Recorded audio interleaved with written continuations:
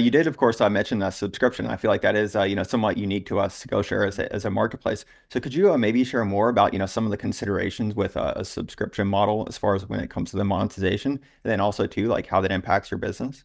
Yeah, I think one of the founders' early thesis, which I wholeheartedly agree with, is the incremental cost of consuming media on the internet was going to approach zero over time, right? And you look at iTunes early days at $1.25 per song versus Spotify at 10, $12 a month.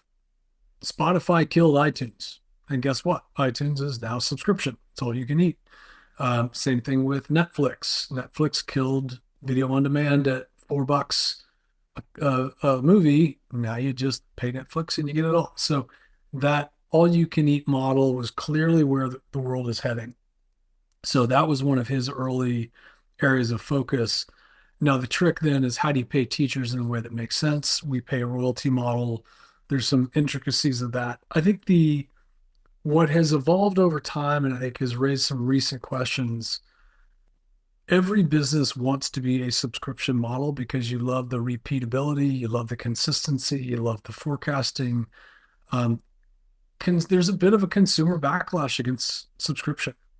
Not everybody wants it. And I think our business is built around that. I think I've looked at lots of a la carte content models where you do pay per class. The economics aren't great. The hierarchy of an annual subscriber is better than a monthly subscriber. A monthly subscriber is better than a a la carte single class purchase user. You look at Udemy, the number of classes purchased on average per user is like 1.1, 1.2. Like there's just not a lot of repeat purchase. But we're also dealing with this consumer backlash, particularly coming out of the COVID era. Everybody signed up for a truckload of subscriptions, and now everybody doesn't want to pay for them anymore. So, I think this is kind of actually a recent open question: is what is the best model for the consumer?